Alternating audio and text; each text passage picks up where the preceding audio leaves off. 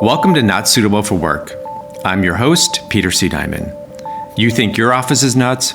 Wait until you hear some of these stories. It's a story I tell people as a cautionary tale of what not to do in a pressure-filled situation. And there's nothing like making a joke and looking at a room full of people who, are just stone-faced, and they know that you blew it.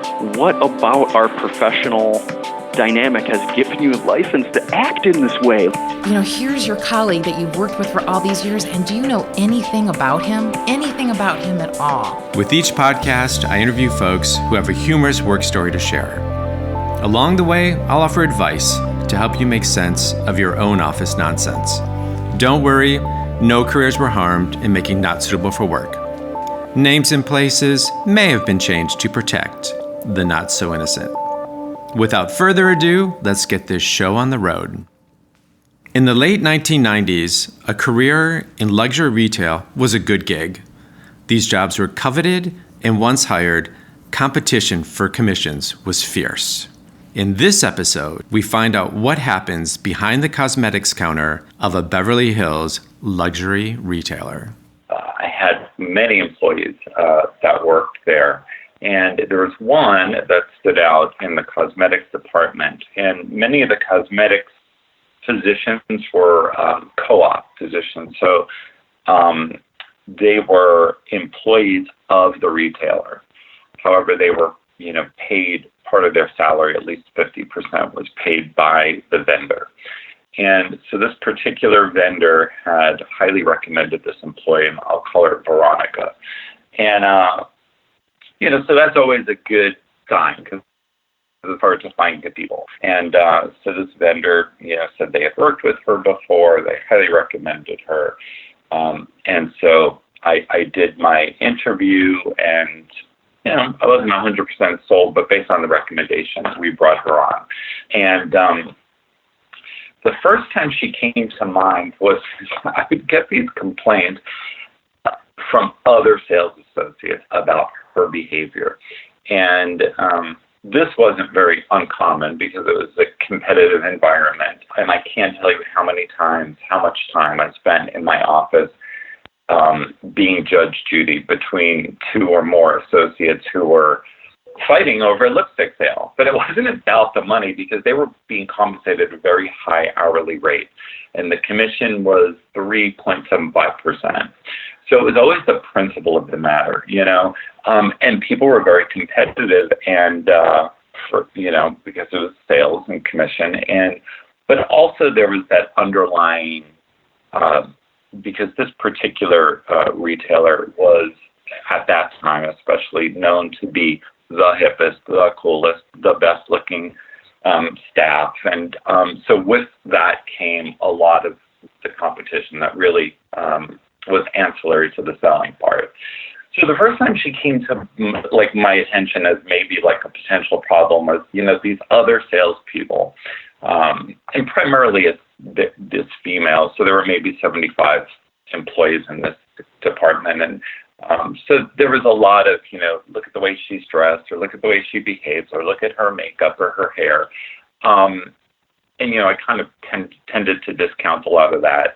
And, but I was getting complaints from other associates about, and this is where I wish that we had a camera. Not that you want to see me doing this, but it really needs to be reenacted. So the way she would hold products when she was showing them to a customer, male or female, but, preferably male for her, she would hold the product in her palms, and her arms were extended fully, down, toward her knees. And then she would, with her upper arms, she would kind of press her cleavage together. Got it. And then kind of bend forward subtly. And so she's showing this product, which is really down by her knees, and she's leaning over. And there's a lot of exposure. And so, it's kind of an odd thing for people to complain about. But, you hear a lot of complaints.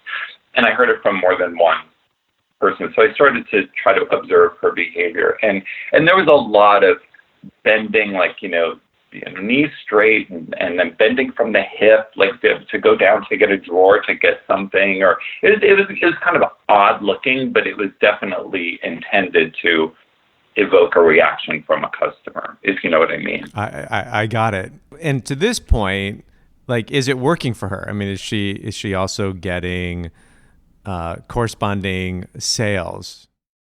Well, it's funny you ask. Yeah, she is, and it's funny you ask that question because one of the things that I did wrong, and this is way before the Me Too Time's Up movement, and it was let's say the 90s, mid 90s, and I remember one of my responses to the complaints was, well, sex sells, and I never should have said that. And that just escalated the situation. But, this was, again, it was a retailer where there was no dress code.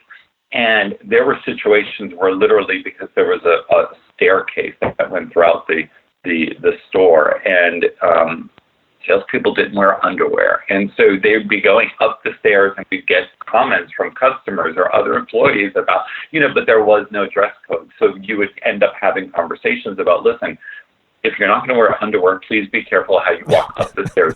So there were those kinds of things that were going on back then. So as a manager, these are the types you're having conversations about people and whether or not they should be wearing underwear. Right. Which you really couldn't have because there really was no dress code, and but it was more about professional. Yeah, we would try to keep it. And I'm sure this was not covered in the manager training handbook that you received on how to have these conversations. Right, especially back then when we started, because it was a very fly by the seat of your pants kind of operation, and with nothing in writing legally, especially in California, it was always hard to address these things. But this is the kind of environment that we were working in, and so of course I made that offhanded comment, well, sex sells, and it kind of did, and it was reflected in her sales, and but then I really started to observe the behavior, and I was like, yeah, this really is odd. But that was like the least of it. But that was when she first came to my attention. And I think probably the second incident was this employee had gone to lunch. And some of the people that shared we called it a bay or kind of a counter area with her, they called me over and they said, we have to show you something. I said, what? And they break out this, this little tin of mints. Well, it would have mints in it, but in this case, it had white powder in it. And they said, this is Veronica's, and she went to lunch. And I said, how do you know it's hers? And they said, well, she left it here. And she said she'd been out partying all night. She needed it because she was tired. And I was like, are you kidding me? And they were like, yes, and so I didn't want the responsibility of having this in my possession and not really knowing where it came from. So I went to excuse myself for a minute to go kind of touch base with HR and see what to do. And a few minutes later I came back and I asked again, for this little tin. And the same salespeople were like, oh, well, she came back and she said she was napping in her car, but that she needed it to get through the rest of the day, so she took it. So, and I was like, so of course, you have the conversation, and it's not the first time, of course, that somebody's been at work under the influence of drugs and or alcohol.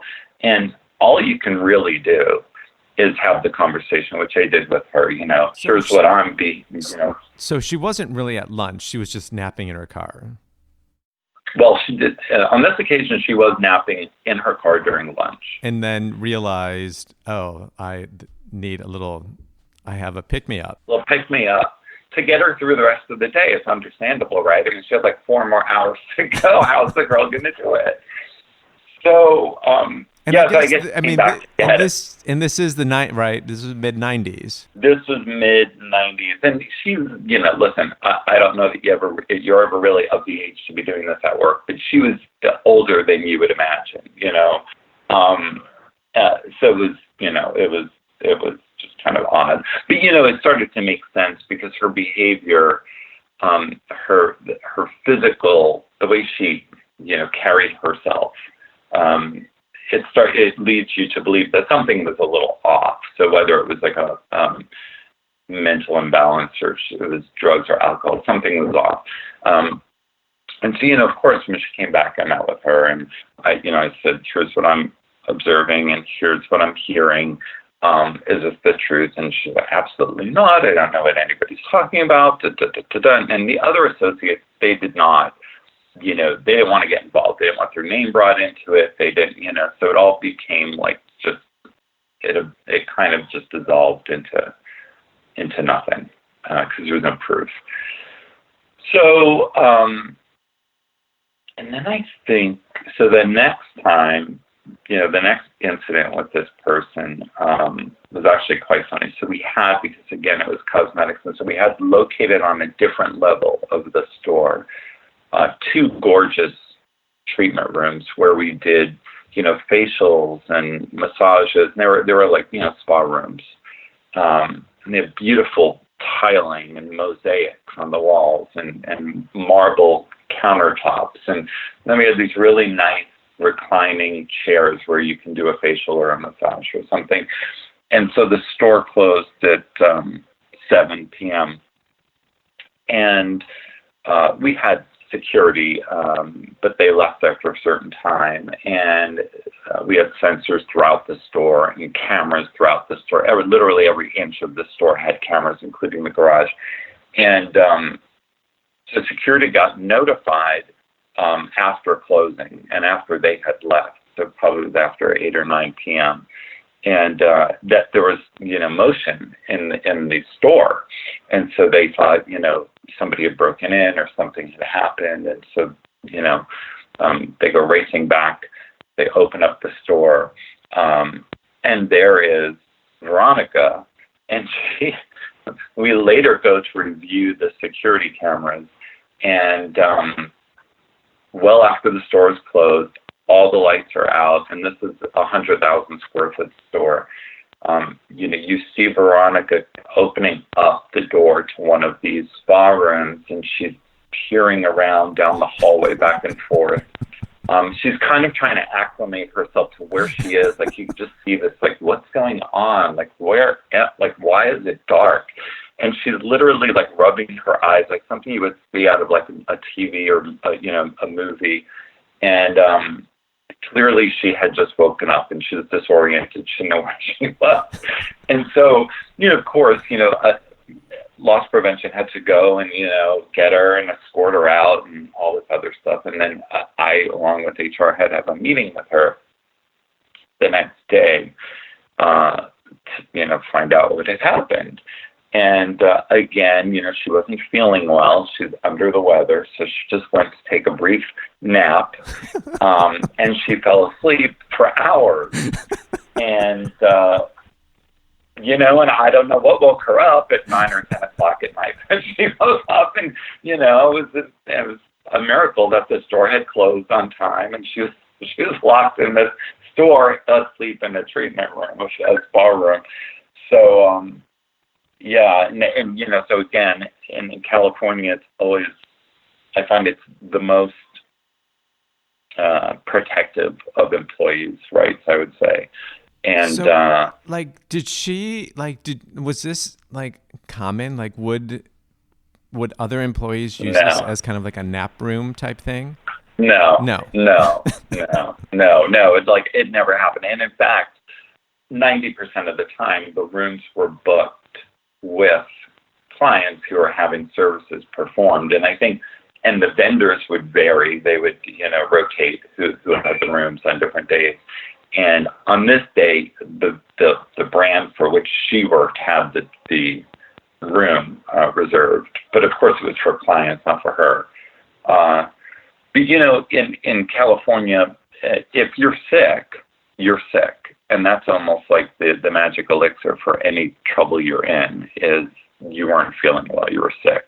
So it can be you're sick from stress, or you're sick from mental illness, or you're physically ill. And even, drugs and alcohol are an illness. And those are valid excuses as to why you behave the way you do, the first time around at least. And so for her, she didn't say that, but she did say she was sick and she went to lie down because she wasn't feeling well. And, so of course there was nothing we can do again. But clearly she was on our radar.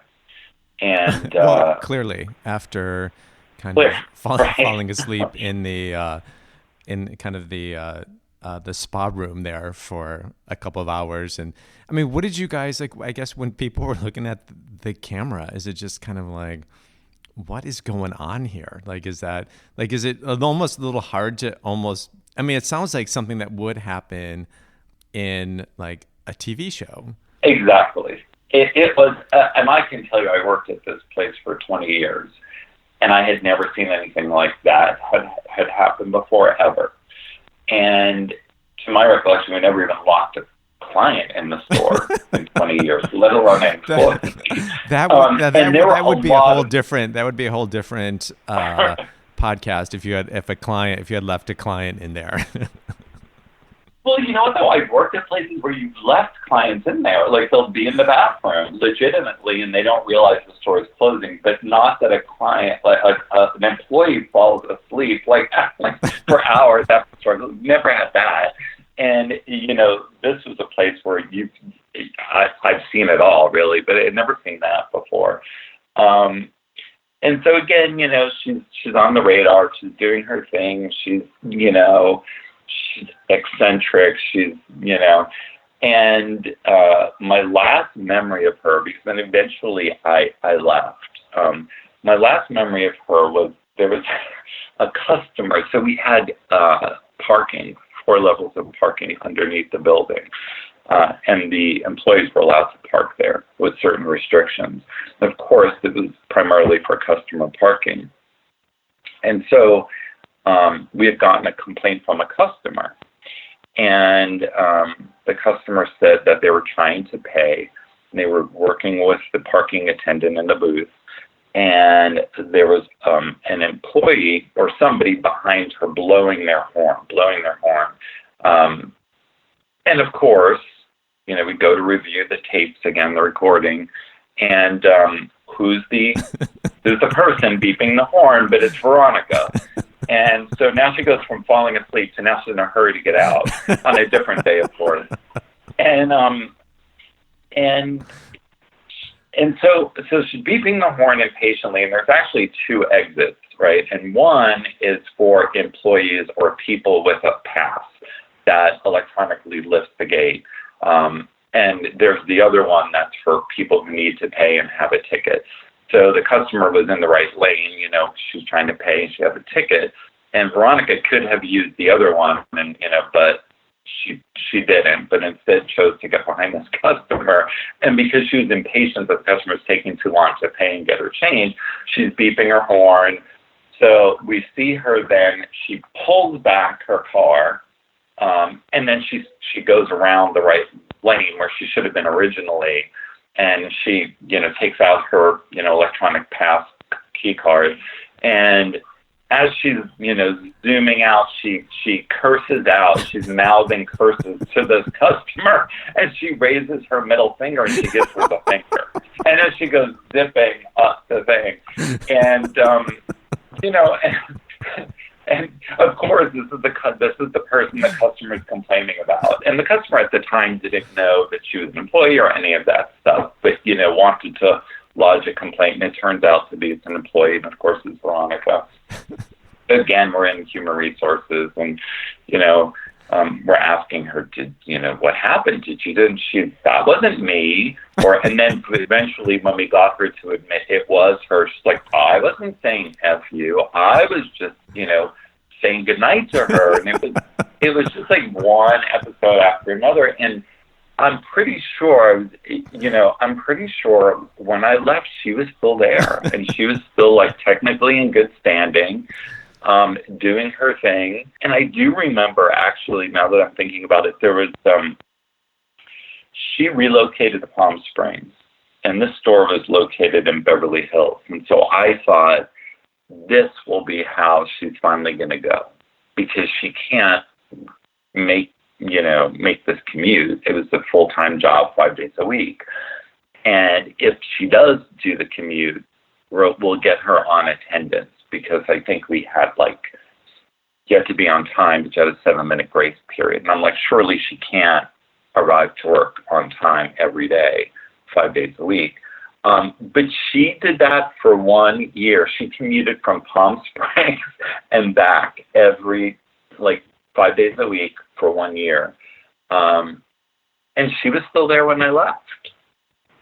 She was still working there when I moved on, and she's no longer there, but I don't know how. That was, 5 years ago since I left, 5 or 6 years ago. So I don't know. I have a feeling she left on her own volition. She was crafty enough to make that happen. Yeah. So, it's a fascinating story. Just, of course, there's great kind of humor that you can look at these situations, kind of in retrospect and get a good chuckle out of it, as I did from these, because these are the things that do happen in different work situations. But at the time, what were you thinking, and how were you trying to manage, this employee who, again, is it's weird, because it's an employee of the company, but also of the kind of the vendor. And, how were you dealing with all this? It was, when I originally took on this particular position, I remember thinking, you identify early on, let's say, a handful of people that you think are going to be problems, based on their performance or their behaviors. And, I started off thinking, if I can just, work these people out, everything's going to be great. And then I did eventually work those problem people out. And, I realized you either replace them with people who, of course, you think are going to be wonderful, but then some are not, or some people who are wonderful, start to backslide, and then they become your problems. And so I realized you're never, ever going to get to a perfect situation. And so I realized it's part of the job to manage the problem associates. And I learned just not to spend so much time on the problems, and really to spend more time on the productive people. And it makes them happier, and it makes the manager happy. It made me happier to be able to spend my time that way. And I learned that, up until this point, I really had a short fuse, and, I had a legal background. And based on my education and my experience, I was very cut and dried, very to the point, argumentative, and I'm from New York, and I think that added into it. And it doesn't go over well in cosmetics and retail in Beverly Hills in California. It's not a good mix. And so during this experience, I learned, there's two ways to achieve the same result. And one is the direct, aggressive, difficult way. And the other is, just be pleasant as possible to a difficult employee, but make sure you're documenting everything, you're crossing your T's, you're dotting your I's, and it's going to eventually work out. And I got to the point where for 10, 15 years after this incident, I terminated many people for various reasons. 90% of them would hug me on the last day. On the day we terminated them, they would hug me, give me a handshake, what have you, and I stay in touch with some of them still. And it's because I follow the process, but I didn't make them feel like a bad person. I didn't get myself worked up, and you achieve the same result. And I think it actually works out better, And so that's kind of why it was a turning point for me and why it stands out, besides the fact that it was funny. So for this case with Veronica, would you say, while there were these incidents and situations, I presume she was still kind of doing her job and performing at a level that was acceptable? Yeah.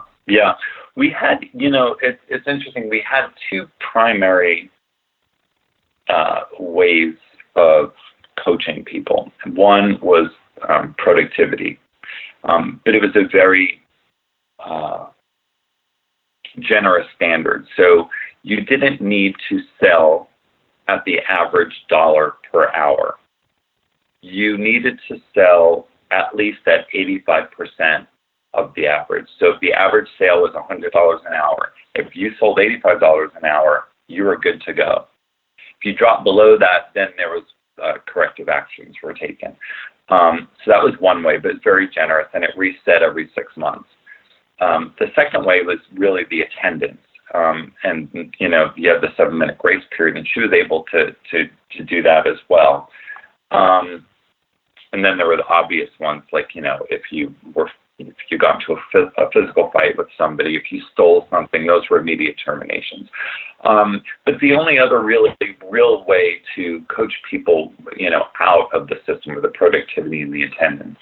And she sex sells. So she and I guess, her little Altoid tin got her to work on time. So for her, she was able to, manage the work part was okay, So she couldn't follow some of the bigger rules. I kind of feel like we just scratched the surface of what else happens in luxury retail. So I don't know. Maybe we can get you back, Michael, to participate in another episode. I would love that. All right. I would love that. Yeah. Michael Cotillo, thank you so much for being on Not Suitable for Work. Thank you. It's fun. This episode underscores how some employees who perform and meet their goals are highly skilled at standing right at the edge of what is considered acceptable behavior. When put on the spot, they're able to talk themselves back without facing severe consequences. It's a talent I've seen many people employ successfully over and over. The challenge for the manager is deciding how damaging are the employee's actions and whether it's worth the effort to rectify, or do you do what Michael did and focus on those employees with the most potential? What do you think? Thanks for listening to Not Suitable for Work. If you haven't, take a quick second to subscribe, rate, and review on Apple Podcast or wherever you get your podcast. If you want more Not Suitable for Work or have a work story to share, be sure to follow us on Facebook at Not Suitable for Work. You can find us on Apple Podcast or wherever you find your podcast. If you have a question you want answered on a future episode, message me on Twitter at Peter C. Diamond. Not Suitable for Work is produced by Matt Cunningham at Truthful Enthusiasm. Get your story online with Truthful Enthusiasm. Until next time.